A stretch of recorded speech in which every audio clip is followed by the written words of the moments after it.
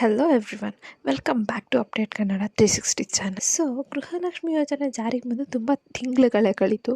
ಆದರೆ ಈ ಯೋಜನೆಯಲ್ಲಿ ಸ್ವಲ್ಪ ಜನಕ್ಕೆ ಹಣ ಬಂದಿದೆ, ಸ್ವಲ್ಪ ಜನಕ್ಕೆ ಇನ್ನು ಒಂದು ಕಂತಿನ ಹಣ ಕೂಡ ಅವರ ಬ್ಯಾಂಕ್ ಖಾತೆಗೆ ಜಮಾ ಆಗಿದೆ. ಸೊ ಇಷ್ಟೆಲ್ಲ ಸಮಸ್ಯೆಗಳಿಗೆ ಪರಿಹರಿಸಲು ಡಿಸೆಂಬರ್ 27ರಿಂದ ಮತ್ತು 29ರವರೆಗೆ ಗ್ರಾಮ ಪಂಚಾಯಿತಿ ಮಟ್ಟದಲ್ಲಿ ಕ್ಯಾಂಪನ್ನು ಆಯೋಜಿಸಬೇಕಂದ್ಬಿಟ್ಟು ರಾಜ್ಯ ಸರ್ಕಾರ ತೀರ್ಮಾನಗೊಂಡಿದೆ. ಸೊ ಈ ಕ್ಯಾಂಪಲ್ಲಿ ಏನೇನೆಲ್ಲ ಮಾಡ್ತಾರೆ ಮತ್ತು ಯಾವ ಸಮಸ್ಯೆಗಳಿಗೆ ನಿಮಗೆ ಪರಿಹಾರ ಸಿಗುತ್ತೆ ಅಂದ್ಬಿಟ್ಟು ಈ ವಿಡಿಯೋದಲ್ಲಿ ಕಂಪ್ಲೀಟಾಗಿ ತಿಳಿಸ್ಕೊಡ್ತೀನಿ. ಸೊ ವಿಡಿಯೋನ ಸ್ಕಿಪ್ ಮಾಡದೆ ಕೊನೆವರೆಗೂ ನೋಡಿ. ಮತ್ತು ನೀವೇನಾದರೂ ನಮ್ಮ ಚಾನಲ್ಗೆ ಸಬ್ಸ್ಕ್ರೈಬ್ ಮಾಡ್ಕೊಂಡಿಲ್ಲ ಆದರೆ ದಯವಿಟ್ಟು ಸಬ್ಸ್ಕ್ರೈಬ್ನ ಮಾಡ್ಕೊಳ್ಳಿ ಮತ್ತು ಬೆಲ್ ಐಕನನ್ನು ಕೂಡ ಪ್ರೆಸ್ ಮಾಡಿ. ನಾವು ಯಾವುದೇ ವಿಡಿಯೋನ ಅಪ್ಲೋಡ್ ಮಾಡಿದ್ರೂ ನಿಮಗೆ ನೋಟಿಫಿಕೇಷನ್ ಬರುತ್ತೆ. ಆದಷ್ಟು ವಿಡಿಯೋನ ಶೇರ್ ಮಾಡಿ, ಲೈಕ್ ಮಾಡಿ. ಕರ್ನಾಟಕ ಸರ್ಕಾರದ 5 ಗ್ಯಾರಂಟಿ ಯೋಜನೆಯಲ್ಲಿ ಒಂದಾದಿದ್ದು ಗೃಹಲಕ್ಷ್ಮಿ ಯೋಜನೆ. ಸೊ ಈ ಗೃಹಲಕ್ಷ್ಮಿ ಯೋಜನೆಯ ಮೇಯ್ನ್ ಉದ್ದೇಶ ಏನಪ್ಪ ಅಂದರೆ ಮಹಿಳೆಯರನ್ನ ಸಬಲೀಕರಣಗೊಳಿಸೋ ಗುರಿ ಇಟ್ಕೊಂಡು ಗೃಹಲಕ್ಷ್ಮಿ ಯೋಜನೆಯನ್ನು ಜಾರಿಗೆ ತಂದರು.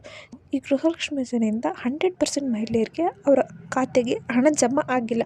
ಓನ್ಲಿ 80% ಆಫ್ ಮಹಿಳೆಯರಿಗೆ ಇಲ್ಲಿವರೆಗೂ ಹಣ ಜಮಾ ಆಗಿದೆ.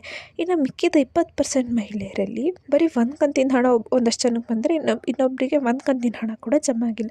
ಸೊ ಏನಕ್ಕೆ ಜಮಾ ಆಗಿಲ್ಲ, ಏನೇನೆಲ್ಲ ಪ್ರಾಬ್ಲಮ್ಸ್ ಇರ್ಬೋದು ಈ ಜಮಾ ಆಗದಲ್ಲೇ ಇರೋದಕ್ಕೆ ಕಾರಣ ಅಂದ್ಬಿಟ್ಟು ತಿಳ್ಕೊಳ್ಳಲು ರಾಜ್ಯ ಸರ್ಕಾರ ಗ್ರಾಮ ಪಂಚಾಯಿತಿ ಮಟ್ಟದಲ್ಲಿ ಕ್ಯಾಂಪ್ ಆಯೋಜನೆ ಮಾಡ್ತಿದ್ದಾರೆ. ಅದು ಡಿಸೆಂಬರ್ 27ರಿಂದ 29ರವರೆಗೆ ಅಂದರೆ 3 ದಿನಗಳ ಕಾಲ ಗ್ರಾಮ ಪಂಚಾಯಿತಿ ಮಟ್ಟದಲ್ಲಿ ಕ್ಯಾಂಪನ್ನು ಆಯೋಜನೆ ಮಾಡಲು ಗೃಹಲಕ್ಷ್ಮಿ ಯೋಜನೆ ಪ್ರಾಬ್ಲಮ್ಗೆ ಸೊಲ್ಯೂಷನ್ನ ಕೊಟ್ಟಿದ್ದಾರೆ. ಸೊ ಈ ಕ್ಯಾಂಪಲ್ಲಿ ಏನೇನೆಲ್ಲ ಮಾಡ್ತಾರೆ, ಯಾವ ಪ್ರಾಬ್ಲಮ್ಸ್ಗೆ ಸೊಲ್ಯೂಷನ್ನ ಕೊಡ್ತಾರೆ, ಕ್ಯಾಂಪಲ್ಲಿ ಮಹಿಳೆಯರು ಏನೇನೆಲ್ಲ ಸೌಲಭ್ಯಗಳನ್ನು ಪಡ್ಕೋಬೋದು ಅಂತ ತಿಳಿಸ್ತೀನಿ. ವಿಡಿಯೋನ ಸ್ಕಿಪ್ ಮಾಡದೆ ಕೊನೆವರೆಗೂ ನೋಡಿ. ಸೊ ಒಂದು ಮೇನ್ ಪ್ರಾಬ್ಲಮ್ ಏನಪ್ಪ ಅಂದರೆ ಇಲ್ಲಿವರೆಗೂ ಆಧಾರ್ ಸೀಡಿಂಗ್ ಆಗಿಲ್ದಿತ್ತು. ಒಂದು ತಾಂತ್ರಿಕ ಟೆಕ್ನಿಕಲ್ ಎರರ್ಸಿಂದ ಹಣನ ಹಾಕೋಕ್ಕಾಗಿರಲಿಲ್ಲ. ಸೊ ಇವೆರಡು ರೀಸನ್ಸು ನಮಗೆ ರಾಜ್ಯ ಸರ್ಕಾರ ತಿಳಿಸಿದ್ದು. ಈ 2 ರೀಸನ್ಸಿಂದ ನಮಗೆ 20% ಅಷ್ಟು ಮಹಿಳೆಯರಿಗೆ ಇನ್ನು ನಾವು ಹಣನ ಜಮಾ ಮಾಡೋಕ್ಕಾಗಿಲ್ಲ ಅಂದ್ಬಿಟ್ಟು. ಸೊ ಆಯೋಜಿಸ್ತಿರೋ ಕ್ಯಾಂಪಲ್ಲಿ ಈ ಎಲ್ಲ ಪ್ರಾಬ್ಲಮ್ಸ್ಗೆ ಸೊಲ್ಯೂಷನ್ಸ್ನ ಕೊಡ್ತಾರೆ. ಪ್ರತಿ ಗ್ರಾಮ ಪಂಚಾಯಿತಿಯಲ್ಲಿ ಪಂಚಾಯಿತಿ ಅಭಿವೃದ್ಧಿ ಅಧಿಕಾರಿ ನೇತೃತ್ವದಲ್ಲಿ ಕ್ಯಾಂಪನ್ನು ಆಯೋಜಿಸತಕ್ಕದ್ದು. ಗೃಹಲಕ್ಷ್ಮಿ ಯೋಜನೆ ಸಂಬಂಧಿಸಿದ ಎಲ್ಲ ತಾಂತ್ರಿಕ ಮತ್ತು ಬ್ಯಾಂಕ್ ಸಂಬಂಧಿಸಿದ ಸಮಸ್ಯೆಗಳು ಈ ಕ್ಯಾಂಪ್ನಲ್ಲಿ ಪರಿಹರಿಸುತ್ತಾರೆ.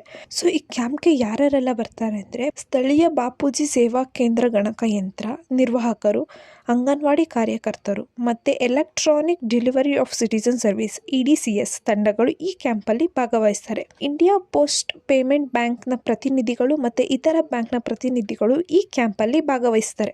ಸೊ ಈ ಕ್ಯಾಂಪಲ್ಲಿ ಮಹಿಳೆಯರಿಗೆ ಈ ಕೆಳಗಂಡ ಸೌಲಭ್ಯಗಳನ್ನು ಅವರು ಪಡ್ಕೋಬೋದು. ಯಾವ್ಯಾವ ಸೌಲಭ್ಯ ಅಂದರೆ, ಸೊ ನಿಮ್ಮ ಬ್ಯಾಂಕ್ ಖಾತೆಗೆ ಏನಾದರೂ ಆಧಾರ್ ಜಾಯಿನ್ ಆಗಿಲ್ಲ ಅಂದರೆ ಆಧಾರ್ ಜೋಡಣೆ ಮಾಡಿಸ್ಕೋಬೋದು, ಹೊಸ ಬ್ಯಾಂಕ್ ಖಾತೆನ ಓಪನ್ ಮಾಡ್ಬೋದು ಮತ್ತು ಅದಕ್ಕೆ ಆಧಾರ್ ಕಾರ್ಡ್ನ ಜಾಯಿನ್ ಮಾಡಿಸ್ಕೋಬೋದು, ಮತ್ತು KYC ಅಪ್ಡೇಟ್ ಮಾಡ್ಬೋದು, ಗೃಹಲಕ್ಷ್ಮಿ ಯೋಜನೆ ಸ್ಥಿತಿ ಪರಿಶೀಲನೆ ಸ್ಟೇಟಸ್ನ ಚೆಕ್ ಮಾಡಿಸ್ಕೋಬೋದು ಈ ಕ್ಯಾಂಪಲ್ಲಿ. ಗೃಹಲಕ್ಷ್ಮಿ ಯೋಜನೆ ಸಂಬಂಧಿಸಿದ ಇತರ ಎಲ್ಲ ಸಮಸ್ಯೆಗಳಿಗೂ ಇಲ್ಲಿ ನೀವು ಸೊಲ್ಯೂಷನ್ಸ್ನ ಕೇಳ್ಬೋದು ಗ್ರಾಮ ಪಂಚಾಯಿತಿ ಕ್ಯಾಂಪಲ್ಲಿ.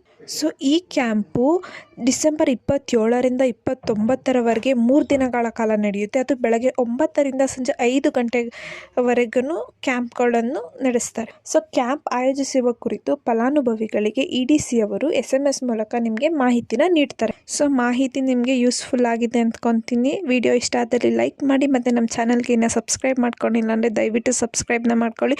ವಿಡಿಯೋನ ಆದಷ್ಟು ಶೇರ್ ಮಾಡಿ ಸೊ ದಟ್ ಅವ್ರಿಗೂ ಇನ್ಫಾರ್ಮೇಷನ್ ತಲುಪುತ್ತೆ. ಧನ್ಯವಾದಗಳು.